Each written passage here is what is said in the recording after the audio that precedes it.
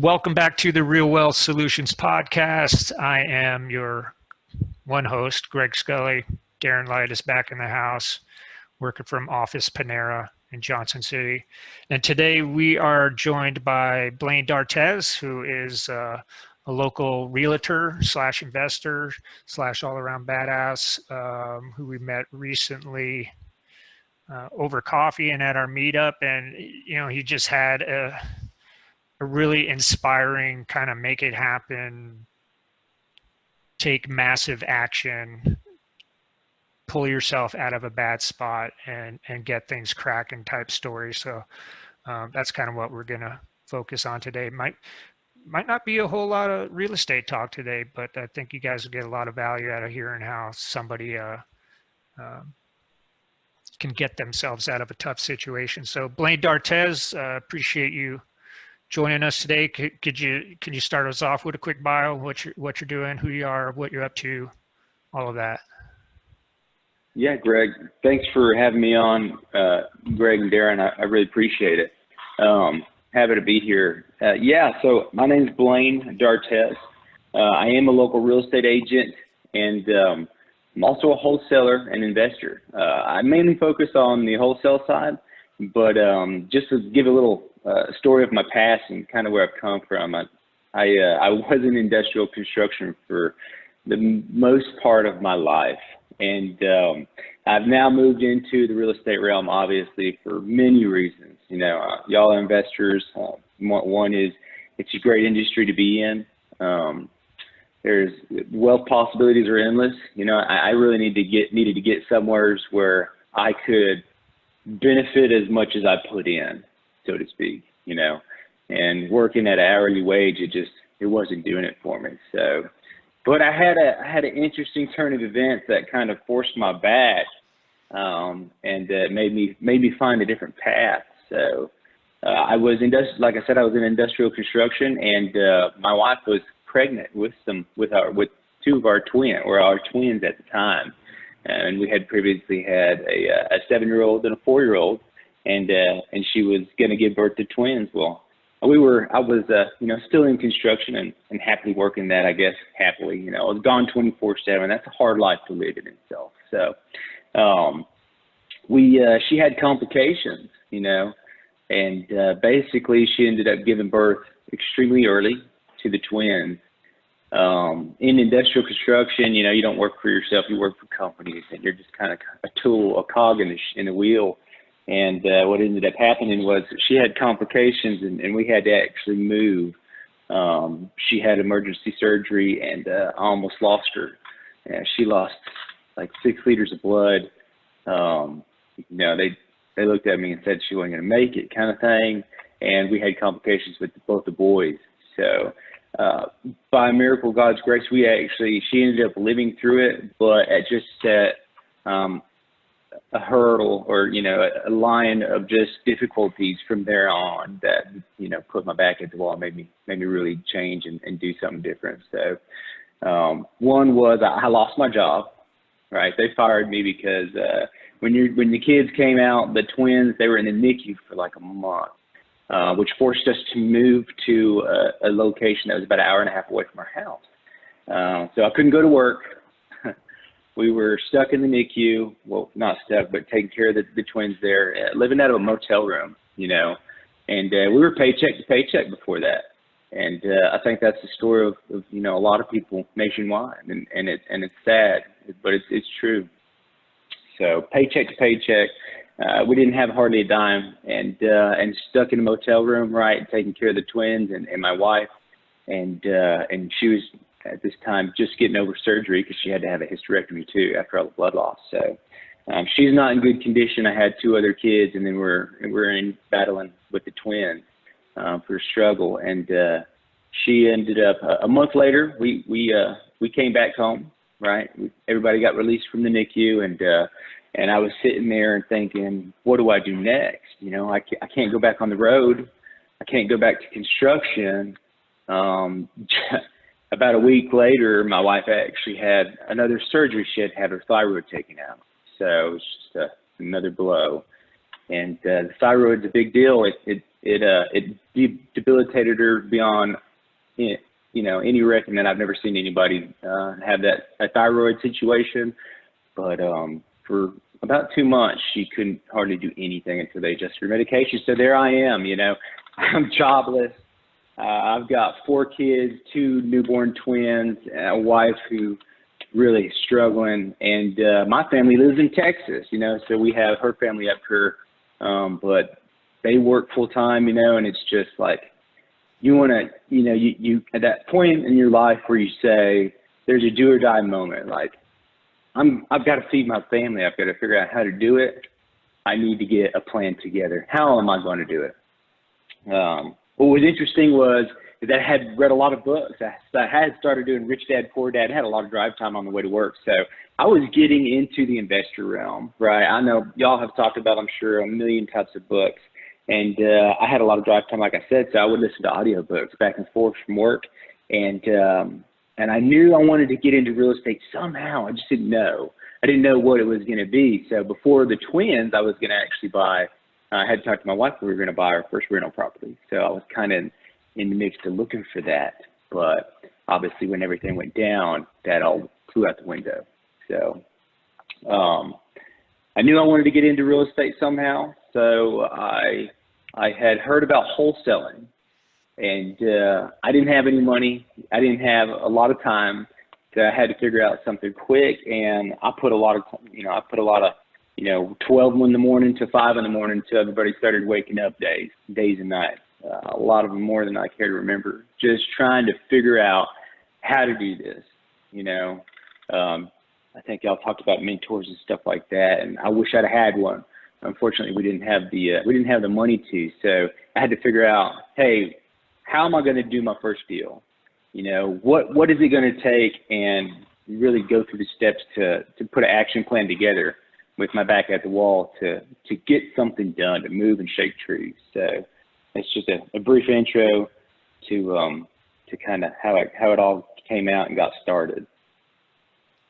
Yeah, that is an extremely tough place to come from, or even endure if you're fully stabilized financially. Yeah, I commend you for getting through that in and of itself. So the seed was oh yeah, Darren, hit it. Was there one book, one person, one thought that made you think, yes, wholesaling is the way I'm going to start because I don't need any money? What was that finally said, this is what I'm doing, this is how I'm going to do it?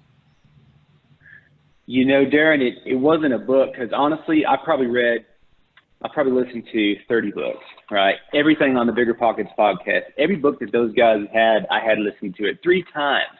And when you're getting into this first and you don't have, a real estate background, even if you do, the investor realm is really hard to kind of grasp. And I'm not a smart guy, I'm not gonna lie. I probably had to listen to each book, 3, 4 times. And even when I go back today and listen to them, I still pull out a nugget that I didn't fully realize. So it was a struggle. I just knew that I had to do something. So no, there wasn't one book. The only thing that I really knew was I didn't have any money and I had to do something. So I didn't know anybody with any money, and they always talk about, doing deals with multiple people. All my family's in Texas, so I didn't know anybody with money, so we couldn't gang up on a fix and flip. I didn't have that trust built with anybody. I didn't have obviously any cash to my name, so it was wholesaling was really the only avenue that I could see forward through it. Just with all your self-education, you identified this was where I'm going to start, and here are the reasons why. So yeah, absolutely. Well, yeah, I mean, you had no choice but to act. It sounds like the wholesaling kind of defined itself because you had limited means. You didn't have a 401k or something that you could blow up and immediately deploy into real estate. So sounds like the wholesaling defined itself a little bit. And but I just want to point out for even people that do have some means, you can still figure out how to get into this business with a fairly low barrier to entry on the financial side. And even like a real estate license in and of itself is a fairly low barrier entry to a business that, like you said in the beginning, will give back as much as you're willing to put into it. You know, how did you finally, it sounds like you had the seed knowledge in your head, but you needed to implement it. How did you finally implement that first attempt at wholesaling? What did that look like? Well, it wasn't easy. It really wasn't, because, you know, on the back of everything, it was just a struggle trying to figure out, okay, what did I need to do, right? What was the first steps needing to be done? But at the same time, my mother's in real estate too, down in Texas. And there's this taboo about wholesaling, that people think you're going to go to jail, or people think that, hey, you can't do this, or you're not supposed to do this. There's something fishy about it. And I had to break through that barrier. But what was really hard was that I had so many people in and around me personally, and that were real close to me, that were bombarding me with that frame of mind. And that was really hard. So my first deal was done about 3 to 4 months in, I think. I searched out, I found some investors, right? And that in itself, I mean, you can go off on a tangent on, hey, how to find investors, how to find your deals, and do all this stuff. But you know, just specifically talking about my first deal, it was really heart wrenching. You know, whenever I got that first check, and it was talking to a lot of investors. I talked to a lot of people. I door knocked. I found that I scraped that deal out of the mud, and was shaking when I got the contract signed. I didn't know what I was doing. Had printed a contract off online. I was like, I hope it's works. And I don't even know why the guy believed me. But honestly, he needed to sell his house, and it was destroyed. And I had a big end buyer, and I knew I just needed 2 pieces of paperwork. There was 2 pieces of paperwork in between me and a price.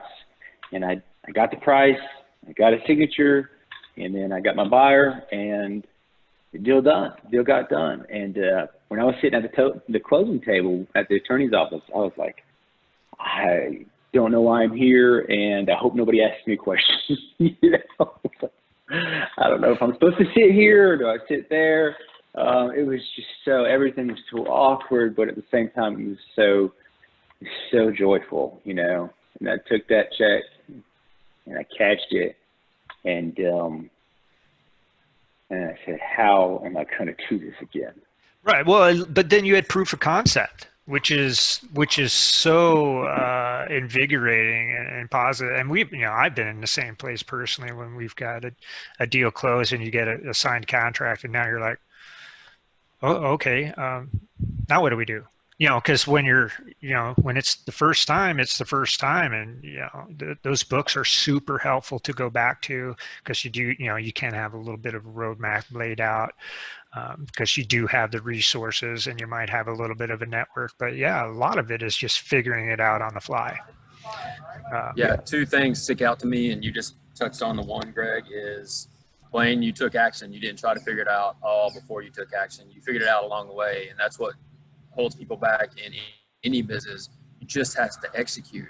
And even if you screw up the first or second time, eventually you're going to get it, because you got to get that out of the way, and that's just a learning opportunity. And the second thing is, no matter what form of real estate you're investing in, we always say in the multifamily realm, our investors are investing in us first and foremost, beyond any building or numbers on a spreadsheet. And that first guy believed in you, and he knew that he was making an investment in you, so to speak. Yeah, right. Yeah. There's some kind of personal connection made there. And then what I also want to point is that you found your buyers first. It sounds like, you went out, apparently networked, cold calling. I don't know how exactly, maybe you can delve into that a little bit, how you built your initial first modest buyers list. but you figured out that part of the equation before you even had a property. I'm guessing it probably happened a little bit simultaneously, because in the position you were in, you were probably doing everything possible to move this train forward. But um, at least there was the realization you had to have two sides of the equation filled out before anything was going to happen, because you can have a property, but if you don't have a buyer, there's a lot at risk there, reputationally, falling out of contract, etc. So yeah, there's a lot of emotions involved with the seller, and I was in an emotional state myself, and I thought, how do I do this if I don't have a buyer? I'm just making empty promises to somebody, and I'm putting them in a situation where their back's up against the wall, and I didn't feel comfortable doing that. So I did make the decision to find my buyers first, because I felt that was responsible. And once I did, I got clarity. I found a clarity once I knew, and I had established a relationship with a couple of people that I knew that were serious buyers and were looking, and that really kind of motivated me gave me that extra motivation and confidence that, hey, I can do this. I just need to find a deal now. So. At what point, how many deals in had you closed when you realized, oh man, I have got to get some systems in place, and here's how I'm going to do that or go about doing that? How many had you done when you were just kind of still running around willy-nilly and then trying to make your life easier by putting some processes and systems in place? Darren, what's crazy and what I say is, like, I made every mistake in the book, and I made it terrible. A lot of terrible decisions, and honestly, I was trying to run before I walked. I went into a YouTube black hole, and I think, I appreciate marketing and targeting now, but whenever I was starting to get into this and just trying to find information, I really didn't, because I got hit with everybody trying to sell something under the sun, and I was trying to buy. I couldn't afford a mentor, so you pay for these little nuggets that all these people have. Oh, here's this, how you do this, this is how you do that. And I got hit a lot from a lot of different sides. And one early thing that I invested in was a CRM that I had no business purchasing. And it was really a waste of money. But I wanted a new systems I needed from the very beginning. I just didn't know how to implement and what I needed, After reading all the books, I think the main thing that I got was, if I want to build a business, how do I want it to be? Do I want to be in it 24/7, or do I want to try to structure it from the get-go with the mentality that I want to work on it and not in it? I know you'll have to work in it, but if I can put systems in place from the get-go, or at least have the mindset that, how do I do this and hand it off to somebody else eventually, so that then I can do something else.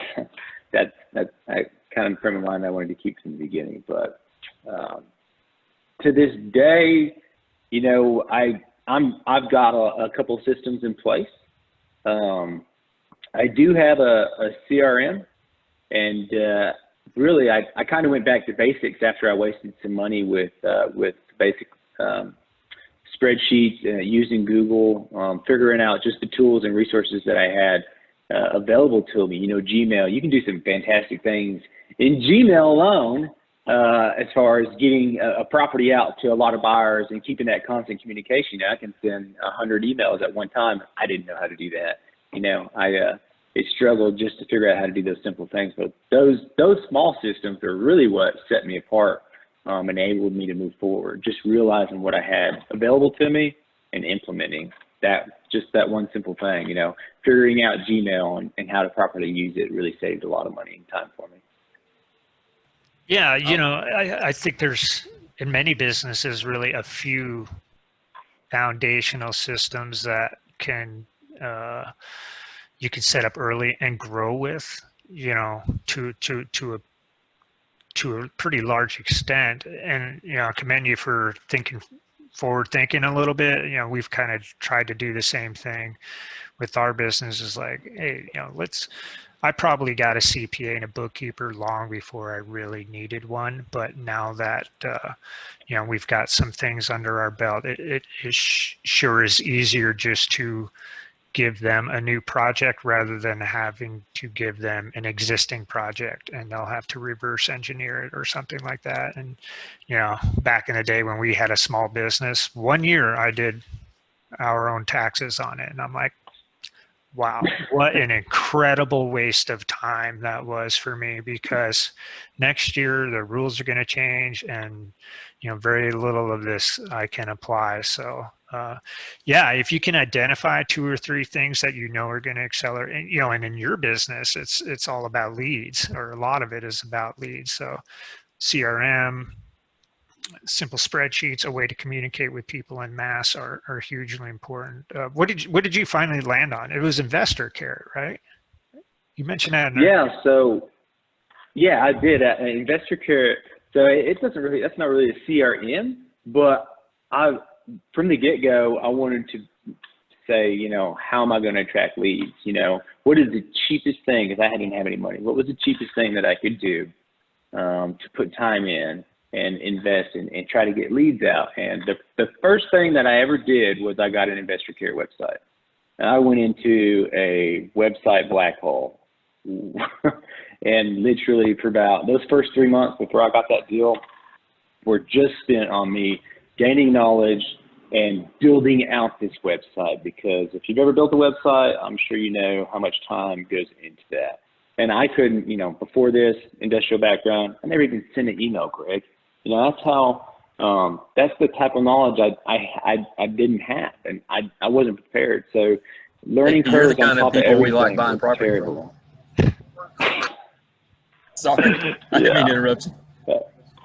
No, that's absolutely right. So I got an Investor Care website. I figured out how to do it, you know, keyword phrases, SEO content, all that stuff. And I really dove into it, and it's still not perfect, you know, but it got me to producing some leads. It got them coming in the door. And then I followed up on them, and I did some other revenue streams. You know, I sent out a few mailers and stuff like that with the last bit of money that I had. Got a lot of calls. I sent mailers out wrong. Sent them out to people with 100% equity that had no business, didn't care about selling their house. And I got some thick skin from those calls. A lot of people saying a bunch of bad stuff to me. And I realized I had to talk to people through that. And, you know, I looked at everything as a good thing, as a building block, and trying to pull a nugget out of everything that I did wrong. So, but yeah, Investor Care was great. I still have my website. I did actually get my first deal from Investor Care website. And so I can't say nothing about them or about that. What sticks out to me is how long you been doing this full time? A year, a little over a year? Full time, if you would say, it'd be right at a year and a month now. So 13 months. Which and the fact that you already have and have learned I need to be working on my business, not in it, and looking for that next employee, whoever that is, whenever that is, and have everything set. That's just going to take you to the next level a lot quicker. Because I think so many people spin their wheels inside where you are currently for years before they realize, or they never realize it. And they make great money, but because they don't have these systems in place, they end up just being a mom and pop at the end of their days with no money in the bank. So, and you mentioned the word clarity. That's huge. Just that word alone, you know, gives you direction, and that's another mindset thing that sticks out to me that you said. So thank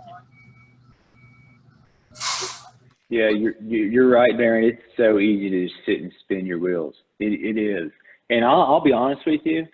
If I wasn't in the situation that I was, where like if I didn't do something, my kids were going to starve to death. That was it. There was nowhere else to go. So I would have, because I would sit there at night and I would just spin, am I going to do this right? You know, is this the proper way? I know I've read 100 books that say it is, but is it? You know, all these YouTube videos that I watch say that this is the right contractor, this is good enough, or this is how you speak, or this is what you say, and I know to do it, but do I do that? You know, and I just had to fall off the cliff. Yeah, I mean, there still can be a lot of self-doubt, even when you have a viable roadmap, because it's so new to you or something. It's so completely different than anything you've done before. So it can be challenging to convince yourself to move forward. And I think that's maybe why some people that are in a more comfortable place but want to make the change don't go off the cliff as much because they don't have to yet. So trying to motivate yourself to take the massive action when you really don't have to take massive action can be challenging in and of itself. So, and I just want to put a little bit of numbers on what you've done in a year and a month. Tell us about, how many deals have you done? I mean, because you haven't done just like 2 or 3. You've had some pretty significant success since you went all in. Yeah, I have. So far, my number count on the wholesale deal, and I wasn't able to keep track of a lot of it, but roundabout, I'll be on the lower side than the upper I've done. And if I close everything on our board currently, I will have closed this month then 42 deals. So that's impressive, man. Yeah. And this is we're up here in Northeast Tennessee. So this is not a huge market. It's a pretty good market for residential stuff. So maybe you're not seeing as much competition on the wholesaling side as like a Knoxville or Chattanooga or something like that. You'd be able to speak to that more than I really can. But you're doing this in a fairly modest demographic. So congratulations. That's a pretty good number. I'd say, and here's probably what, and Greg, I've tried to find other wholesalers locally to partner with, give some knowledge to, because, we're stronger together, to be honest with you.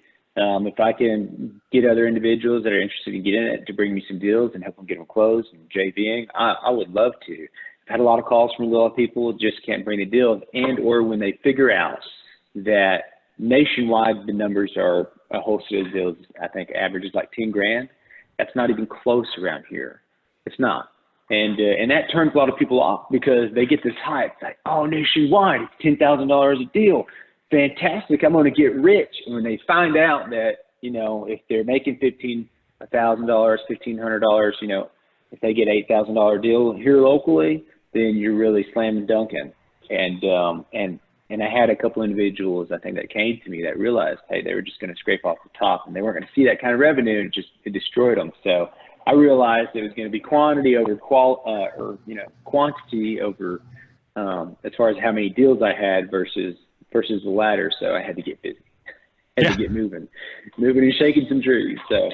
I think that also speaks to the mindset of a lot of these people that want to get into wholesaling and they think they're going to get rich quick. They don't want to put in the work. It's the same. It's within any type of real estate investing, which we've all seen, even in multifamily, large apartment complexes. It's the same thing. They think it's overnight. They think they can get a deal in 3 months, and when they don't, they quit. And it takes a year, 18 months, however long it takes. So one thing I wanted to touch on real quick is, the mindset and the decisions you had to make. You were forced to just, like you said, your family wasn't going to eat. When I was laid off from my corporate job, I already had a plan in place. I was already in real estate, but not multifamily. But how that was a blessing to me was it forced me to make decisions I would have continued to delay making, knowing I was comfortable with that job. So I'm so thankful that day happened. Yeah. Darren, what's crazy is that whenever I went through my investor carrot training, they offered a program because it was beta, which was like, hey, do these things for 30 days and you'll build your carrot website out, blah, blah, blah. But they put us in groups. So I jumped right into it, right? I was like, oh, everybody's going to have a cool mindset. I get to run with these people. And the carrot information was great. But the mindset with local individuals, what I found is they were comfortable. They all had jobs already. And to this day, matter of fact, yesterday I'm in another group, and one of the guys that was in my investor care group, I'm just in a Facebook group with some people nationwide, and he hit me up and he was like, "Hey man, blah blah blah." I'm like, "Yeah, I'm doing like 2-3 deals a month, consecutively. I've kind of got this down. How are you doing?" He's like, "Yeah, I'm still flying, just having a good life, and really." In his market, it could be the difference between a good life and a great life, but he's comfortable. Mm-hmm. This may be too early to make this comment, but I'm gonna make it anyway. So I don't know if you already thought about this. I don't care if it's to make money. I don't care if it's to inspire others. But dude, if I'm you, I would leverage that to even bring you more business, revenue, whatever the case may be. That I think you could easily write a book. And just in case you have or you haven't, and I'm planting that seed, we have some connections that can allow you to more easily get your book published. So that's on the back burner. We can talk about later. Yeah, I appreciate that nugget. I don't, at this point in time, my mindset is don't turn anything down, and connections between and relationships that you build are what will drive your business and will make you successful. You know, meeting you guys has been a blessing. It's been great. Y'all have so much knowledge, a wealth of different views and everything, you know, and if you think you know it all, you are going to fail. So you can never, but yeah, absolutely. I would love to talk about anything with you guys as far as that's concerned, and other things. Just, I love getting together with people and just brainstorming, hashtagging, even if it's talking about the same things, our wins, especially our defeats, because that's what I build off of. And in the future, if you're not looking to the future, then you're living in the present. And Seems to be a lot more every second. A lot more to talk about on the defeat side. And I don't mean that in a bad way. It's just like more of this business is not being successful. I mean, you know, we put in a lot of offers that aren't accepted. So, you know, every time you go through that, you hopefully you're gleaning a little bit more information on adjustments that you could make and moving forward. Yeah, the successes are great. You learn a lot from them, but we spend a lot more time on the trying side, for sure. You know. Yeah, it takes a lot of time to produce one deal. A lot of leads to produce one deal. You know, and everybody has their different, I guess, how a deal looks. You know, some people have a lot of different criteria. Is what I'm looking for. You know, every investor is different, and I realized that because I got defeated a lot. You know, I get a great deal, or what I thought was a great deal on the wholesale side, and then my buyers weren't interested in it. And I thought, oh man, you know, I thought I would be able to get every deal that made sense with these numbers sold to my initial group of investors, and it started to not be the case. So I realized real quick that I couldn't just relax with the few people that I had. I had to constantly be looking for leads on both the motivated seller side and the local investor side. But I realized that there's a deal that makes sense for everybody, you know, at one time and another. And I just had to find that right end buyer, or that right person who it made sense to. So. And are you at the point in the business now to where you've got those great relationships when you're looking at a deal, you say to your mind, oh, I know Joe will be all over this one, or no, that was for Bob. You already know, you've done enough with maybe a handful. For the most part, you may know that they're going to go on this. They're going to jump on them. Yeah, you know, our market is so tough too, Darren, because we're not in Phoenix where there's a million of the same house, right? Just one is destroyed, nobody can see it until you walk inside of it. We have such a plethora of different types of houses. You know, some buyers like this house, some buyers don't like that house. Some buyers will go to this house if it's a good deal, some won't. And it's really difficult, I'd say, to the least. And at first, I really wanted, you know, any deal to work for just a handful of buyers, and obviously that didn't happen. So I started collecting buyers. I've still got a massive group of buyers now, and I realized that I was just doing a few deals with just a few of them. And relationships are key. So I started reaching back out to my buyers group and saying, hey, how can I help you? You know, we haven't done a deal yet. What specifically are you looking for? But only now am I getting to where I can have the confidence to reach out to those people, have that conversation, and really have the diligence to get out there and find them that deal, you know, because I started getting everything in place where it needs to be. So, but yeah, I really want to be specific. And like I said, I really want to focus on my buyers and have conversations and build relationships with them. It's just so crucial. That way I know exactly what they're looking for. And at one point in time, I want them to call me and say, Blaine, listen, I need a property in this area code yesterday, looking for a brick ranch or something, you know. I don't care what it costs, you know, blah, blah, blah. 2-bedroom, 1-bath, or, you know, as a rental, or I'm going 4-bedroom, 2-bath, you know, high-end multi around the hospital. You know what I'm saying? I want to be able to take orders. Like, put your order in, I'm going to find it. And then really go out there and dig. Yeah, because we were talking over coffee. Oh, sorry, Darren. Go ahead. No, I just meant that's a good spot to be in. They're calling you up because they have that trust factor. It's two-way street now. You know, you've proven yourself, proof of concept, proven of your integrity, and they want to continue to just work that funnel with you. I think that's great.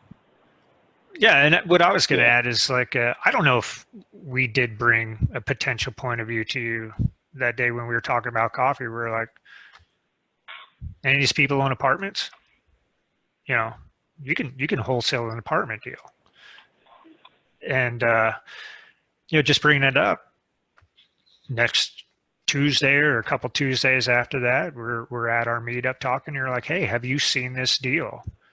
And surprisingly, there was a deal within 50 miles of my condo here that I had not seen. So, I mean, it's just constantly talking about what you do, what you need to anybody that's interested in real estate. And, you know, it probably doesn't look like anything that's going to pan out, but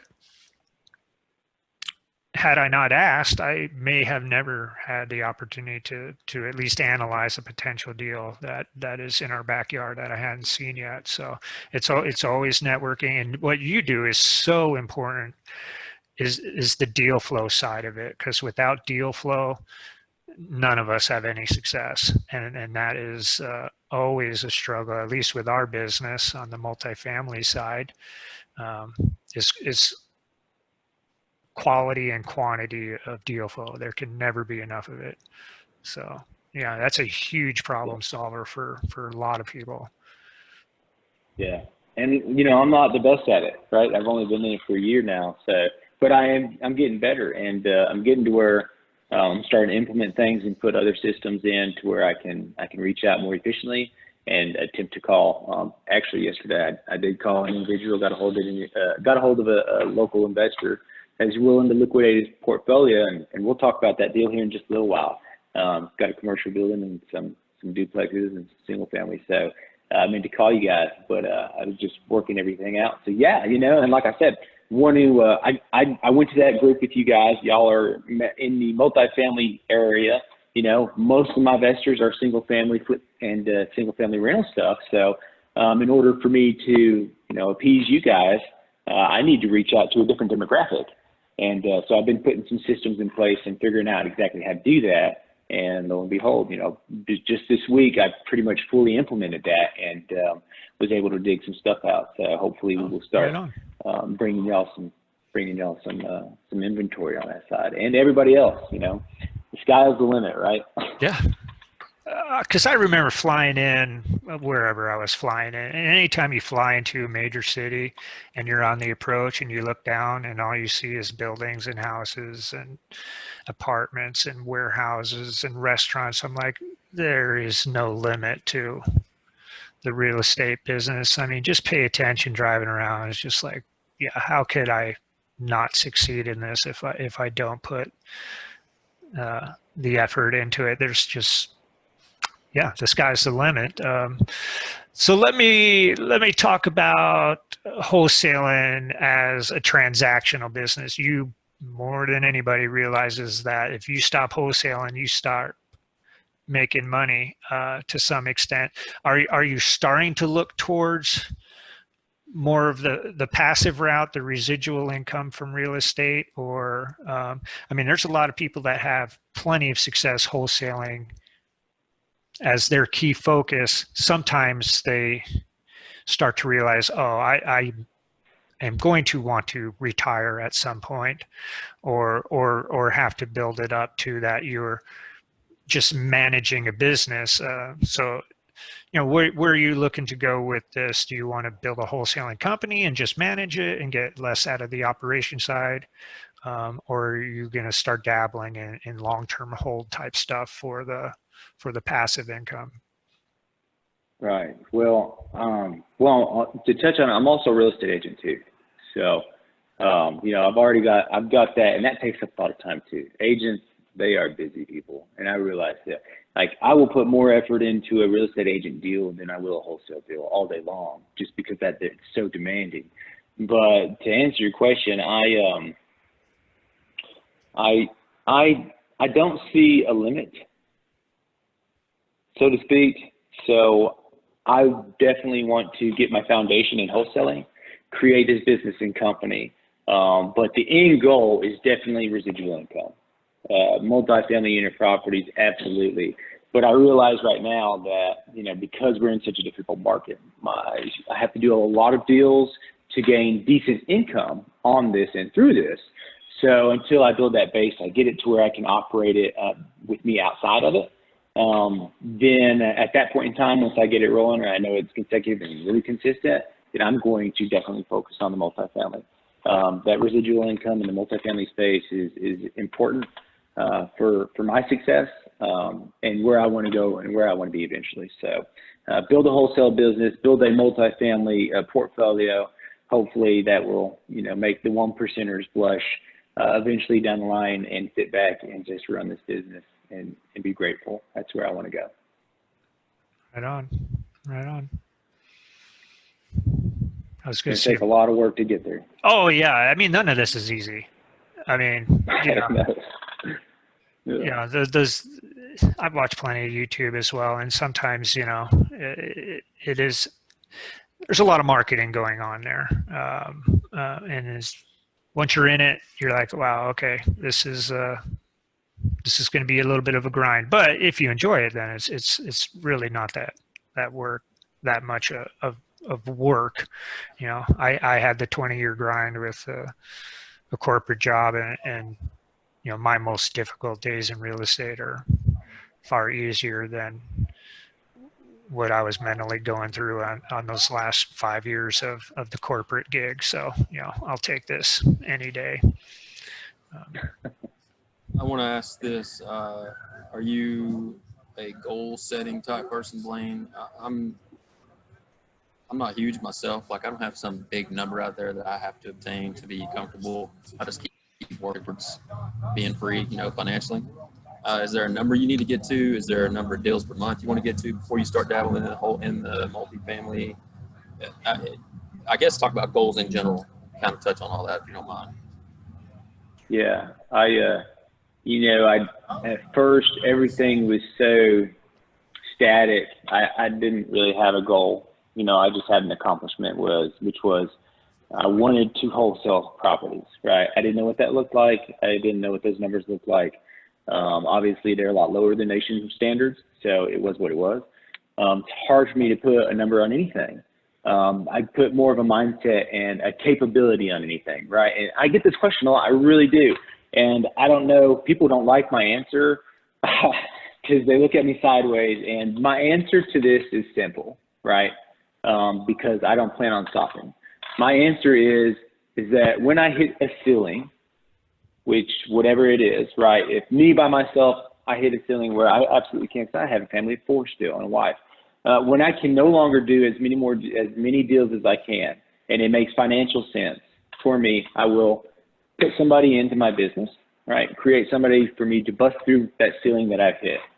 And in my vision, there are unlimited amount of ceilings, which means I will never be able to get into the free zone, right? I just need to figure out how to bust through each ceiling whenever I hit it. And that's going to be my main goal, I guess, really scalable. No, I've never heard it put that way, and I appreciate that, because I personally identify with what your mindset is. And for me, there's not a number. There's not a cash flow per month. I think Greg's a little bit different, but everything we do, we still work together. So people have asked me the same thing. Is it a number of doors? Is it per month? I'm like, no, because I don't plan on stopping either. My goal is, and I've already talked about this, is I will one day run my company while I'm continuing to network with people and go find deals and raise money. But the day in and day out, she won't handle that. She wants to do that. So that's a goal, if you will. But I'm glad you put it that way. I've never heard it put, just when I hit that next ceiling, I'll put systems under people in place to go bust it out and then go to the next one. That's awesome. Thank you for sharing that.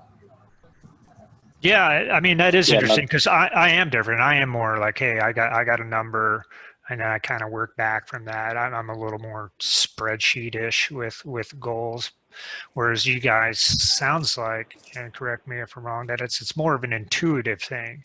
Like you know, maybe you'll be at a spot, or you know, you'll be at your dry erase board and looking at your volume, and you'll just be like, okay, I'm just feeling like this is kind of hitting the limit of my capabilities. Now I'm going to move forward. And I imagine, you know, I probably work that way to some extent as well. You know, eventually you move on your gut. You can't completely just move on numbers alone. So just interesting to hear the different points of view because, yeah, I'm more uh, data driven, I guess, with my goals than you guys are apparently. So, and whatever works for you, you know, who cares? You know, if it works for you and you're achieving what you want to achieve, hey, then it's working. Keep going with it. Yeah, I think Yeah, to me exactly. it's more energy, right? Because if you have twins, you realize you only have a limited amount of energy, and I realized, yeah, and I Yeah. realized that I have a limited amount of energy that I can do every day.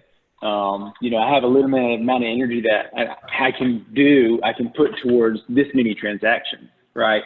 Whenever I'm seeing myself capped on my transactions where I'm limiting my volume because I'm only one person, that's when I need to put in more energy, right? Double up with people or whatever that looks like. So that and that's really kind of where I was getting at, because it's harder for me to put a money figure on it because I came where I didn't have any money. So I was basing nothing on, you know, as long as I can buy spaghetti for my family and feed them, I'm okay. So, but now I'm getting to where what does my normal transaction look like, right? What is my average transaction? And I can kind of put a figure behind that, but really, you know, it's the amount of transactions for me. And like I said, if I have the ability to scale, and then whenever I start seeing myself capping and saying, oh, I can't handle this anymore, or this is too much at this point in time, which I would love to get, I'm not there yet, but I envision myself being there, then I'm going to plug somebody else into my business to get me to rise above that and continue on.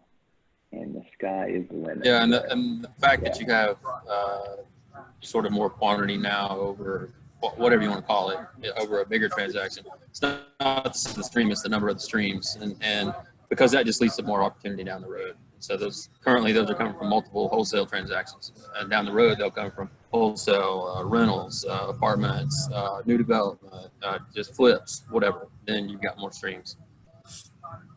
Mm-hmm. Yeah, absolutely. And our market's small. It's tough, you know. It's a split market in between Virginia and Tennessee. And I live on the Virginia side over here. So, you know, in order for me to do a deal, I'm driving 45 minutes. Like, it is what it is. If I'm going anywhere to a deal, because I live on the other side of Glade Spring, which is, you know, BFE, Virginia. So if I'm going anywhere to do a deal or look at a house, I'm driving. Eventually I want to get virtual, you know, and I'm starting to make relationships locally to where I don't necessarily have to go on those appointments, because I'm vetting the sellers, I'm vetting these houses prior to me going to them. And I'm established relationship with my buyers, and they know that, hey, this has potential to be a good deal. Blaine's shooting it to me. He doesn't have to be there. And that's just recently clicked in. When you realize that, you can go into any market and anywhere, and you don't have to self-limit yourself just by your jurisdiction. So, Yeah, and just, you know, oh, I'm sorry. Finish your thought there, Blaine. No, that was it. I was just saying, I was just wrapping that up, but yeah, that's most of it.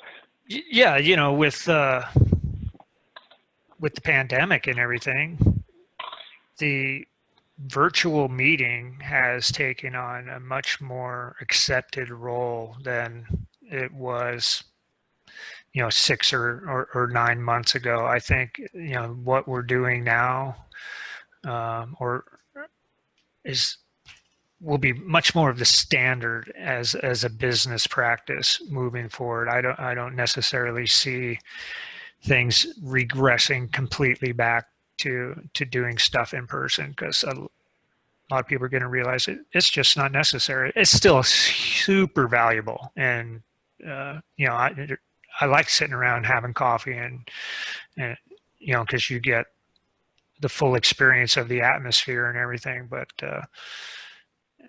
I think we'll be doing this as a way of business for, you know, it'll be the pre-COVID and post-COVID business strategies, I guess, is what I'm saying. Yeah, absolutely. Wave of the future. Zoom meetings. You know, Yeah. if I could Zoom a seller and say, "Hey, can you walk me through your house real quick?" Take some pictures and snapshots on. You know, sky's the limit. You know, you're absolutely right. So it's interesting to see where we're going to go. So what does you know, what does your day look like as a wholesaler? I mean, can you just kind of pace me through how do you spend your time? You know, is it largely behind the desk type stuff, or do you still get out in the streets and drive for dollars and that kind of stuff?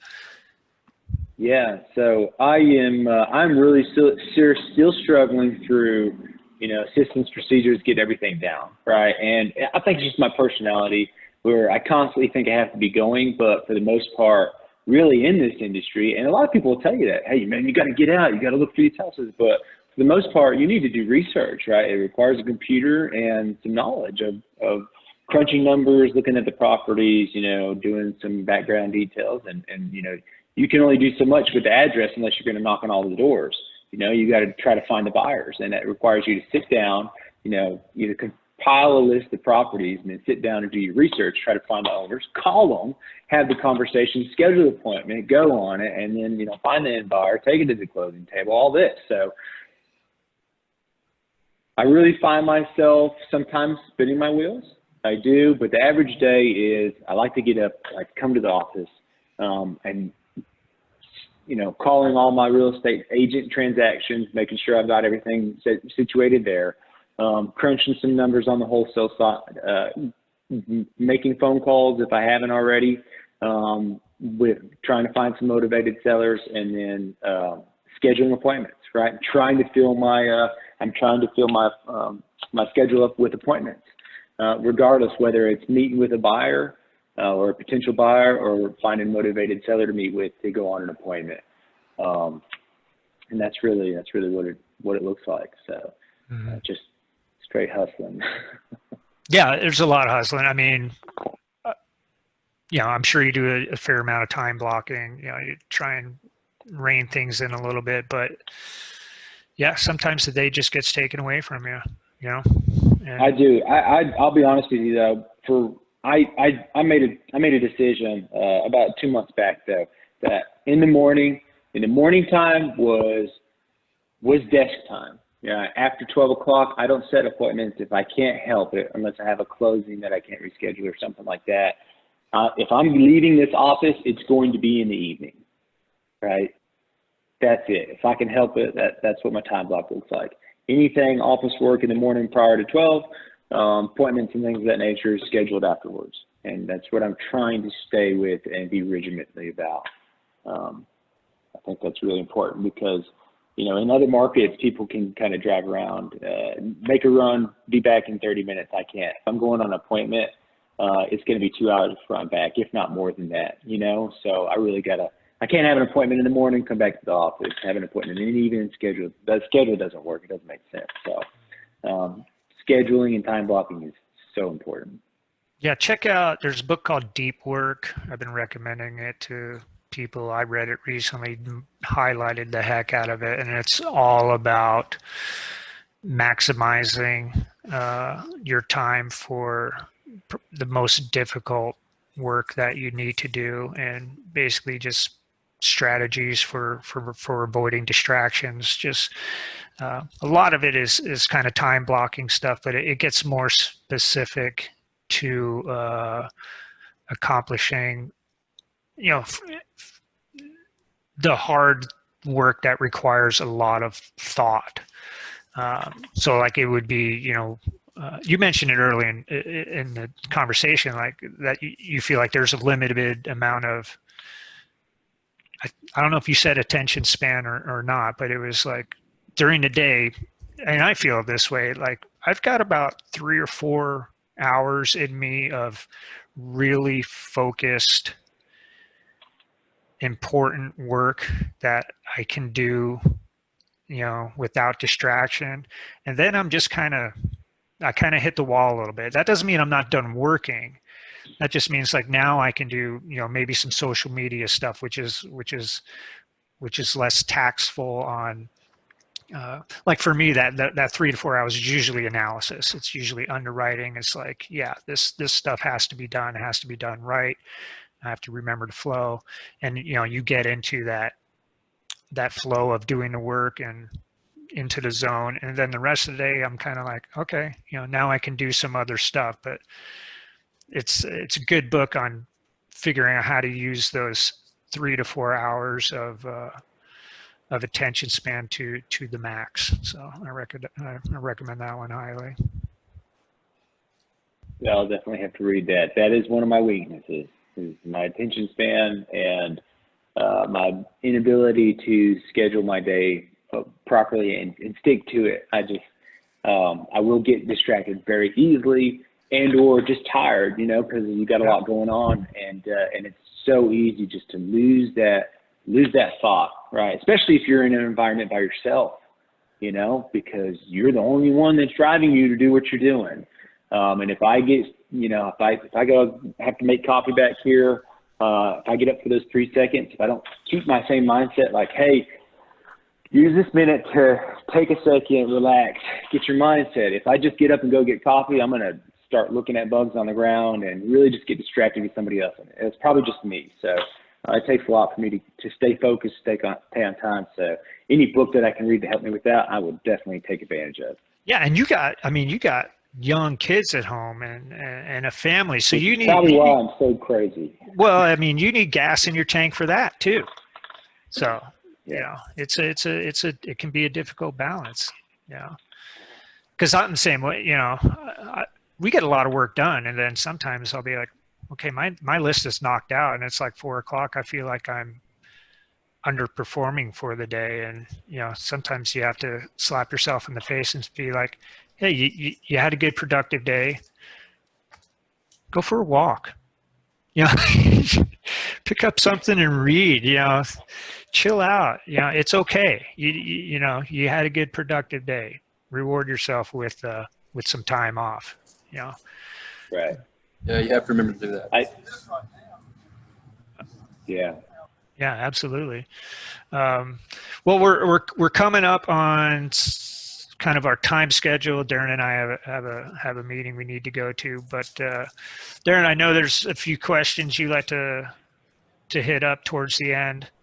Well, I'm like, since our time, and I've asked a lot of them along the way, which was a lot about mindset, motivation, inspiration, to be honest. So I appreciate that, Blaine. But also, I guess just one last question is, for anybody out there that's wanting to start in real estate or wanting to start a business in general, obviously they're going to get a huge amount of information just by listening to this podcast.